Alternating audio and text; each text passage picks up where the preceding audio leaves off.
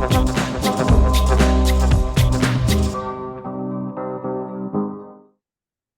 team, we have such a treat. I have Mr. Jamie Smart. Welcome, man. It's so good to have you here.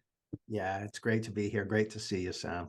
Yeah, man. Look, loads of people who listen to the podcast will know who you are. They'll know that you've had a really special part to play, not only in the creation of this, but in the level of understanding that I have. And I said at the beginning I was just going to talk from the heart on this, and dude, you've impacted my life so much. Like what you're doing for the world is amazing, and many people will know you through your books, Clarity, Results, and you're a best-selling author. There's all these amazing things that you've done, but above all else, for me, you're a good friend. I know you've got my back, and I just feel really grateful to have you in my life. So thank you for coming and being here. Well, and likewise, Sam, I'm grateful that you're taking what you're seeing and sharing it with people in your unique way like that. My whole vision is about sharing this understanding as widely as possible. And that's not through me having a bigger megaphone. It's through people like yourself taking it out and reaching people and touching people and making a difference in their lives. So yeah, I'm really grateful to see you doing that, and glad to be here. Yeah, man. And for me, it's been really amazing to see your kind of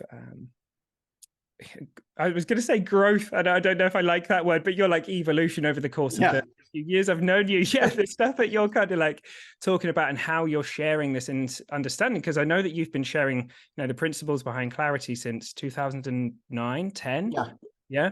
So a long time, and you continue every week, every day. I get, you're continuing to see this more deeply. And yeah, I love that. And there's a lot of, you're very humble in the level of understanding that you have, and I really appreciate that. And yeah, so hey, I've got some awesome questions I'd love to ask you, if that's all right with you. Is there anything else you want to share before we kind of dive into this? Yeah, I run a 17-month program on humility, which is by application only. No, nothing else I want to. Yeah, fair. 17 months. That is what's it? Enough, man. You do you. Oh, dude. Okay, so we were saying that we're going to be guided by what comes up. So the first question I've got for you, my friend, is, as you sit here right now, what does the word spirituality mean to you?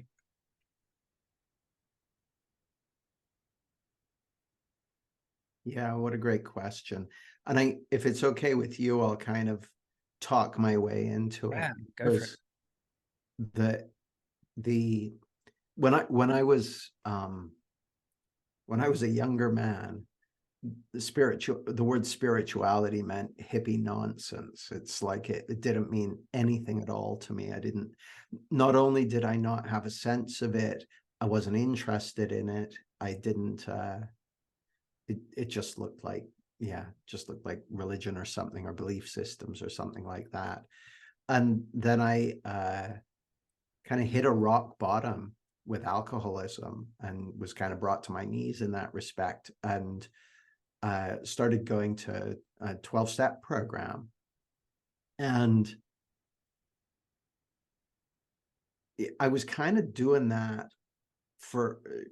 because I couldn't think what else to do. Like, I was going to a psychoanalyst as well, but he said I needed more support, so I should go to these meetings. So I was sitting there, but thinking, well, this isn't going to work for me. This is just a bunch of, nonsense and that sort of thing. And then I'm sitting there one day, and I had an insight. I had a realization, and I didn't know that's what it was, but I was sitting there in this, church hall full of drunks. And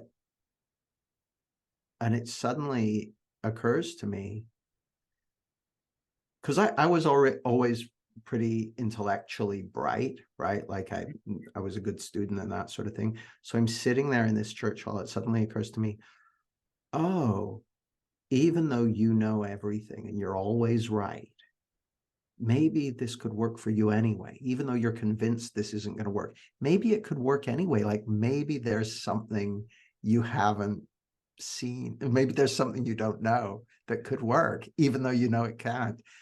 You mentioned the word humility, like that. that for me, that was humility. It's like, oh, there's something I don't know. Like, but that was like a light turning on. It's Mm. like there's something outside your ideas of the world that's bigger than what you know so far. Like, because as far as I was concerned, Sam, I didn't really know I was going to go here with what I'm talking about, but for me at the time, stopping drinking meant have a boring, black and white, miserable life one day at a time till I die sober, thank God. Um, it seemed really tedious, right? And so I was kind of sitting there in a church hall getting ready to start my boring, miserable life. And and I saw something new. I saw something new. So so one thing that spirituality means to me is just something outside of what I already know, something off the map of what I already know. So that's one thing it means to me. But then obviously that was a long time ago. And so I've spent, God, like 25, 26 years exploring the domain of spirituality. And it means kind of more to me now. Like there's a quote by Teilhard de Chardin, and this will sound off the scale hippie to We're in a good people place for listening, that. I'm guessing, but I bastardize this quote. My bastardized version goes, uh, "We're not human beings having a spiritual experience. We're one spiritual being having 8 billion human experiences. And who you really are is that one spiritual being. Who you truly are is consciousness itself." Now, how I kind of a metaphor I like for that is like everyone watching or listening to this has a mobile phone, right? Like we've all got mobile phones. And if you're anything like me, your mobile phone was invented after 2010. So it's probably a smartphone of some sort. Or maybe you've got a flip phone because you know the dangers of social media, but whatever. The internet that every smartphone runs on was built in the 1960s, right? Like that, the internet has existed since pretty much from when I was born. And I assume the internet will exist long after I die. And the internet existed before every phone was built. And it'll exist after every phone that we're currently using has been, you know, sent to a landfill or whatever. And so, like, to me, consciousness is to who you really, consciousness is to your personality, your body, your day-to-day experience, as the internet is to your phone. And so the animating power behind who you really are is spiritual. Like you can look at your hand and go, well, that's my hand. I've got a hand. But you're not your hand, right? You're not your eyes. You're certainly not your ideas about yourself, because you were born with hardly any ideas about yourself at all. In fact, when you were born, you didn't even know that you had, you didn't have a personality. Well, you'll have had some kind of personality, but you didn't have any self-concept or anything. But who you really are still was there. Like I would say, if you've ever spent more than a minute or two with a newborn baby, you'll know that there's someone there. There's someone there, like, and that the Buddhists call that the face you were born with, right? Like who you are before the conditioning, before the personality, before all the ideas we have about ourselves get kind of layered on and baked in and that sort of thing. And so my assertion, Sam, is that spirituality is a word to point us to our true nature, to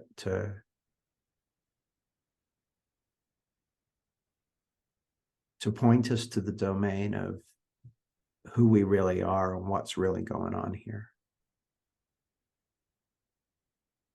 Yeah, it's beautiful, man. I love how you shared that.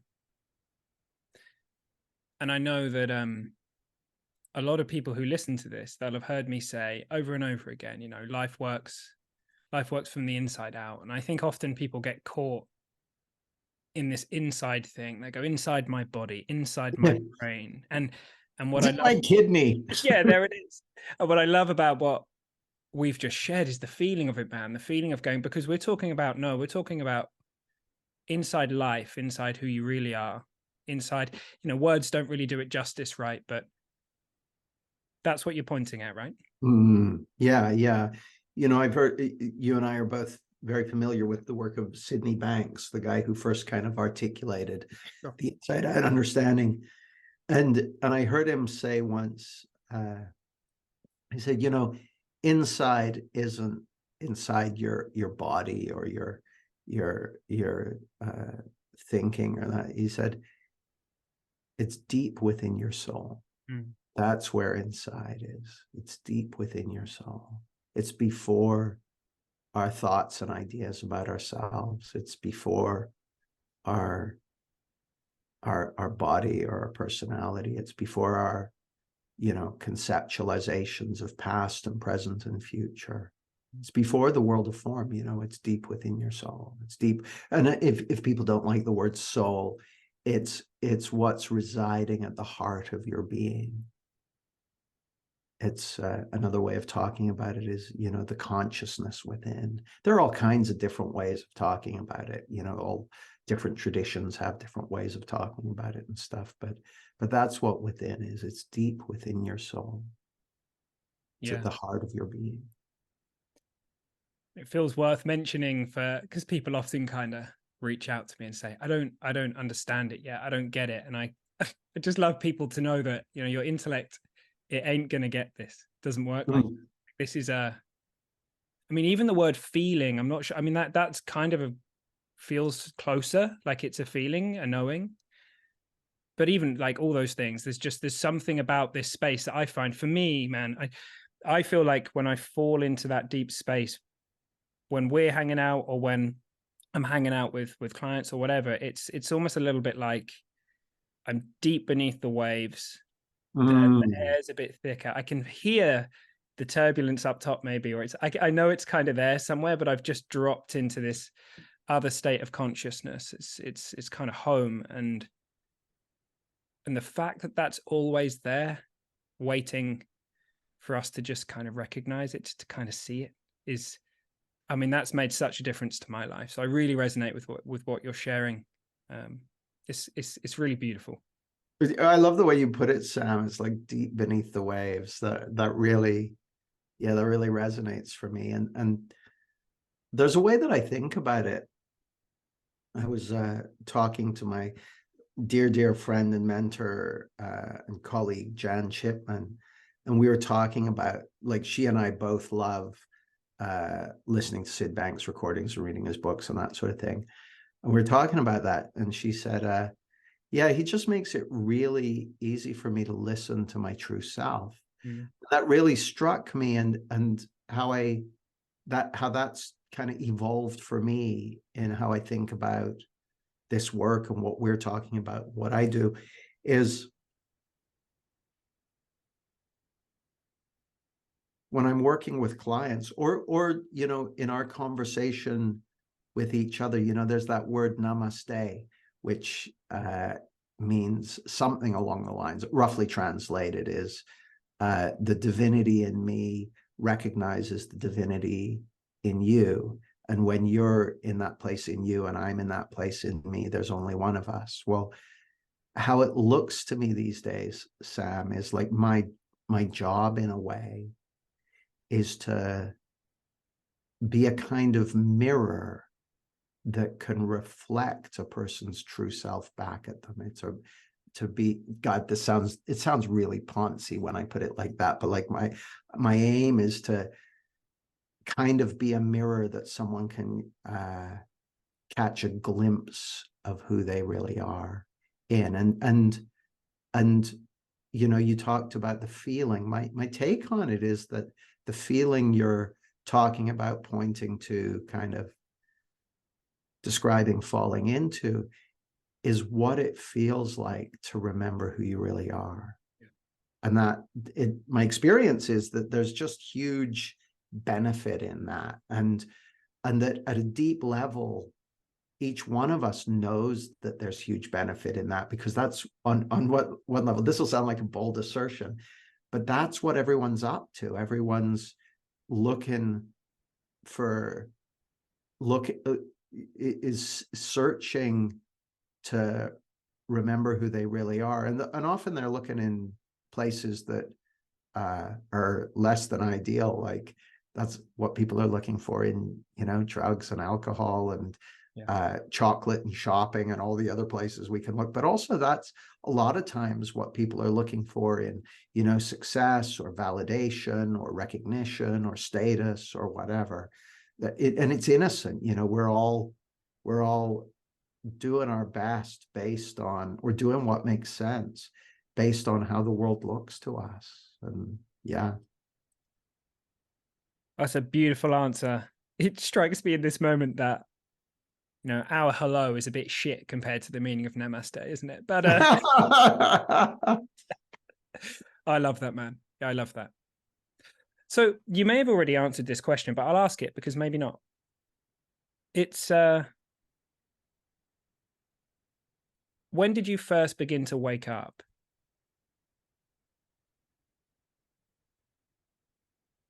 Well, and you can interpret that any way you want. Oh yeah, I know. I in a way, I could say it was when I had that insight sitting in that 12-step meeting. Mm. But then you could say that all the things that brought me to that point, like where I finally had to go, okay, enough, hands up. I'm not, that was all, on the road to waking up. Like, it's funny as I think about that metaphor of waking up. I don't know if you're anything like me, Sam, but sometimes I'll kind of go from being fast asleep to just being wide awake and eyes open and bolt upright and like, what was that kind of thing? But a lot of times it's kind of gradual, and it's like, oh, I'll hit snooze button on the alarm. Well, I think in some ways, for me, the process of waking up is an ongoing one. And for all I know, it started, very early in the game. And I've been like, I was taking LSD when I was 16, 15, 14 years old. For all I know, that was an attempt to wake up. And then by the time I was 19 or 20, I was like, oh, fuck that. I'm just going to drink. It's a lot less, there are a lot less feelings with that.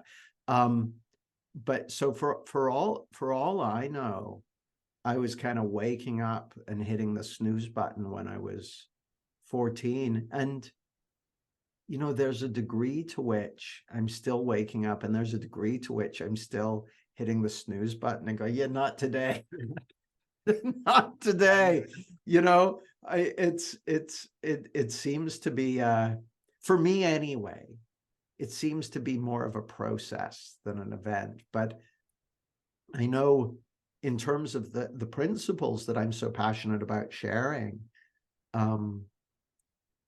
in 2009, I was exploring this stuff, and I had a dream. I was asleep and dreaming, and in this dream, I realized that everything I'd been looking for outside of me was already there within me, and that started kind of a fresh awakening into this understanding. So that was 15 years ago, 14 years ago, whatever it was. But I feel like it's a process rather than an event. Yeah, it's really interesting. Because I think to myself, reading The Power Now when I was 17, 18 was like kaboom. Like I had a bunch of insights, really amazing. But it was probably another 50, well, blimey, at least a decade, more than that, until I realized, oh, you've been running this something missing program. Like you're looking outside yourself for the answer. Now, sure, I'd been waking up by just, to kind of use that metaphor, but something profoundly different happened. when I saw the truth of that. So yeah, I'm with you. I'm with you. I'm always really interested to see how people interpret and speak to that, because, you know, as we're both, you know, I know we're both fascinated. You're particularly fascinated with words and the metaphors we use and that kind of stuff. So I'm fascinated with how people respond to that. Yeah. Well, the other thing that struck me, Sam, is I always, like, if you have ever tried to literally wake anyone else up, they're often not too keen on it. They're like, Yes. leave me alone. And I feel like in Yeah. a lot of ways, I was like that. I was like life attempted to, you know, tap me on the shoulder or bring me a cup of coffee or, you know, tussle my hair or whatever. And I was like, more duvet. So, so I think there's a bunch of that as well. Yeah, come back later. Yeah. Oh, dude, I love it. Okay, right. I love this one. So, what's one thing you know to be true that's profoundly changed your life that you would love our listeners to realize is true for themselves? Yeah, let me sit with that one for a Yeah, second. cool. Because for me,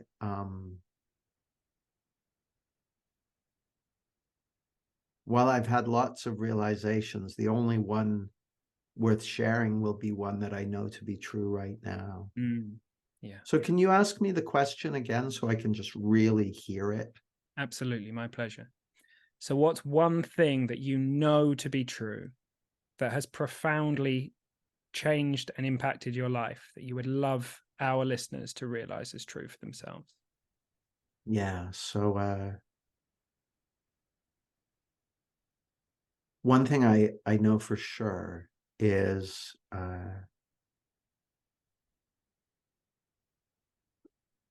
that who you really are isn't of this world of time and space and matter. It's who you really are resides before and beyond this world of time and space and matter. And so who you really are can't be harmed or damaged by anything in this world of time, space, and matter.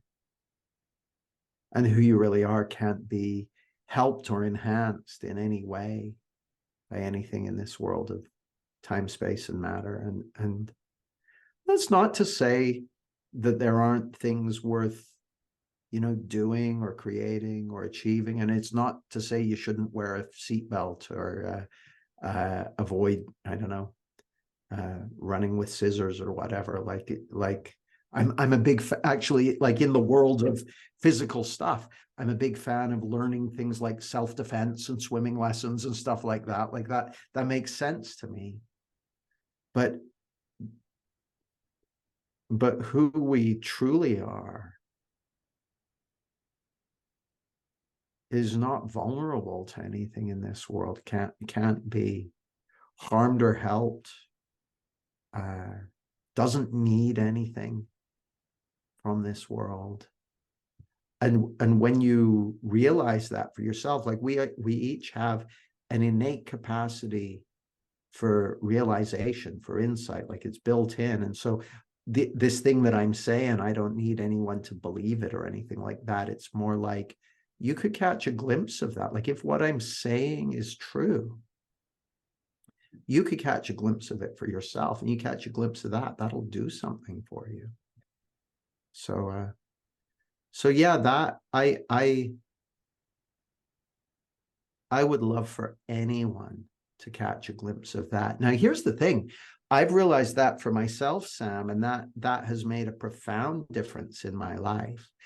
And it's still kind of a yoga for me. Like the places I am most likely to lose sight of the truth of my spiritual nature are those very places where I think that I need something from outside of me to be okay, or I could be harmed by something outside or that lack or whatever. So for me anyway, the place that I've been most profoundly touched is also a place where I can always do with seeing something more deeply. So yeah, it's kind of cool. kind of a yoga for me. It's really cool. Yeah, it's a very cool curriculum. And it seems kind of spiral to me, right? I'm kind of like, I'm like, oh yeah, got it. Put that one on the shelf, and then it kind of comes back to slap me in the face again a few months later or something. Like it's yeah, it's funny how these things can happen. But I love what you've shared, man. I love that. Well, hey, so as you know, this podcast is called the Rebel Spirituality Podcast, and I know because I know you and I know what you're all about. I know that you're kind of like very much about not being too earnest and like having fun, and you know, and having fun with spirituality is like bringing some silliness in, all that kind of stuff, you know. And you often make me laugh, man. I love that. And the rebel element clearly got an excellent sense of humor. Yeah. I mean, it baffles me that more people are, you know, it's you crack me up, dude. But you know, that's what the rebel element is about for me. It's about fuck all that stuff about how you should do it and wake up your way. Like you figure that out, what works for you, right? And so, you know, that considering that, is there anything else that you would love to share with people who are kind of on the path, for lack of a better word? Yeah, I mean, like the thing that occurs to me, on the one hand, like I feel very grateful to have learned from people who have kind of walked their path or this path or a spiritual path before me. And so I feel very grateful to my teachers and my mentors, and I've learned lots from them.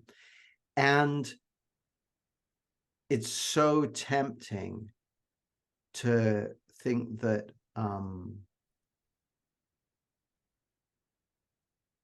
someone else knows better for us than our wisdom. And so you know, what goes hand in hand for me with the thing I said about, you know, you have a source of resilience, wisdom, and intelligence at the heart of your being that can't be harmed by anything from outside and can't be helped by anything from outside. Well, that source of wisdom, intelligence, clarity, guidance, it's there within you, and nobody else knows better for you what's right for you. Now, that's not to say that you can't learn, get great guidance, all that sort of stuff. You absolutely can. But ultimately, what it boils down to is you learning to trust that innate sense of wisdom and guidance and direction that resides at the heart of your being, you know. And it's kind of interesting, actually. Like, on the one hand, I'm passionate about sharing these principles with people, which are kind of universals. There's stuff that's true for everyone. So, for instance, this fact that you have an innate capacity for realization and insight, and, you know, can always see something new, that's true for everybody. The fact that you have an inner source of wisdom and guidance and direction, that's true for everyone. The fact that you have that innate source of resilience, the fact that who you really are is before space and time and matter and can't be harmed by anything in this world, like that's true for everybody. How your experience is created, that's true for everybody. So I find it profoundly valuable for people to realize that. And the path you walk in life is yours alone. The gifts that have been placed in your heart are unique. And whatever it is you're here to do in the world, whatever an authentic life looks like to you and for you, that's unique. So there's this beautiful apparent tension between the universal nature of this spiritual understanding and the unique expression that each of us has in the world. And it's really, I think it's really natural and innocent for people when they're learning about universals to kind of think, oh, there's one right way, and, you know, the teacher knows the right way, or that sort of thing. But to me, there's almost like a beautiful balancing act of knowing the universal truth of things and being awake to our unique path. And to me, that's where the rebel side of it comes in. You know, when I first came to this understanding, so back in 2009, I was so impacted and had this incredible sense of finally, you know, being at home and a sense of love and connection and that sort of thing. But what came with that was a community of people and a set of beliefs and values and what's the right way to do things and all that sort of thing. And all of a sudden, I found that what I was being called to do and how I was being called to do it and all that sort of stuff didn't necessarily fit with the culture that I was in. And there was a tension, like it was painful. It was like, oh, but everyone's so lovely and I don't want to break ranks and that sort of thing. But finally I was like, fuck, you got to be true to yourself. Yeah. And that's part of that wisdom as well. So to me, like, there's a way in which rebel spirituality, when I hear those words, which I love, I just think it's such a great name and such a great theme you've come up with, Sam. When I hear those words, what I hear is the truth of the universals, the things that are true for everybody, and that which is unique and authentic and for you alone. You know, it's both. It's both. Our spiritual nature is universal, or is an expression of something universal, but that expression is unique and authentic and personal. I just love everything you said. And yeah, it was pretty earnest, though, to be fair. No, it's pretty bad. I know there's time for that. You're allowed. You're allowed. It's, you know, and you know, it's really funny. It strikes me in this moment to just say, you know, thanks, actually, a big thank you, because it was during a conversation that we had on a weekend that you were running. I remember. Where I was struck by a number of insights during that conversation, and it was saying, you know, wisdom doesn't follow rules, and that has formed the basis of everything that is here. And I have nothing to teach people, like, and that's the thing. Like I'm just want people to uncover that rebel spirit that they have, because the world needs more of that. There's enough stuff going on where we need to, with kindness and compassion, challenge stuff. So yeah, I love that, man.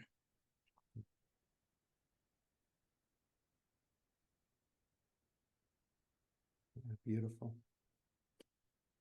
Ah, dude, great. It feels like a just beautiful place to pause and just kind of, I know people are going to have loved listening to this, man. And you know, look, what occurs to you in this moment? Is there anything you'd like to share about how people might find you, or anything you've got going on? What's Yeah, so in terms of the easiest ways to find me are jamiesmart.com is my website. My books, Clarity and Results, and the Little Book of Clarity and the Little Book of Results, are on Amazon and on Audible. I've got podcasts, the Get Clarity podcast and the Thriving Coaches podcast, which I occasionally put episodes on. But there's huge volumes of, if people like the sound of my voice, there's countless hours of me going on about many stuff. people do, man. There. And then one of the gifts, actually, that I've had from this understanding is, can I tell a quick story? Please. So I was having coffee with my friend Jan Chipman, who I mentioned earlier. And this is many years ago. And we were talking about relationships. And she said, you can have whatever you want if you really want it. Now, I'd heard that loads of times before, but how I'd always heard it was, you can have whatever you want if you really want it. Like if you have veins bulging out of your forehead with how much you want it, kind of thing. But what I heard when she said it was, you can have whatever you want if that's what you actually want. And what I realized in that moment was, what I actually wanted was true love. And what I'd been organizing for was everything except that. I'd organized my life to protect my heart. to stop from being hurt, to stop from getting bored, to all the things. I was getting everything I wanted except the one thing that I truly wanted, which was true love. So I realized that, and that led me to meet the love of my life, Emma McDevitt, who is my partner and who I also work with. So we ran our first program this year called Bring Your Unique Expression to Life. And we're running it again next year. The results have been wonderful. But we're going to be doing our first live in-person event in the UK in November. Awesome. So if people are interested in that, they can pop me an email on info@jamiesmart.com, or they can find me on Facebook, Jamie Smart on Facebook, or in all the usual social places. It's Jamie Smart or jamiesmart.com. But yeah, so any of those things. And there's lots of, on my website, there's lots of free recordings and that sort of stuff. So just whatever people feel drawn to.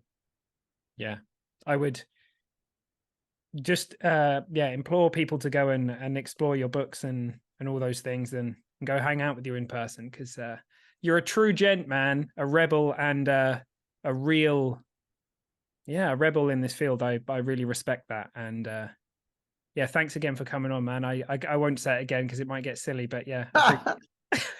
Well, right back at you, Sam. And I love what you're doing, and I love the way you're taking this understanding into the world and sharing it with people and making a difference to people and with people. Awesome. It's wonderful to see. Thanks, man. All right, dude.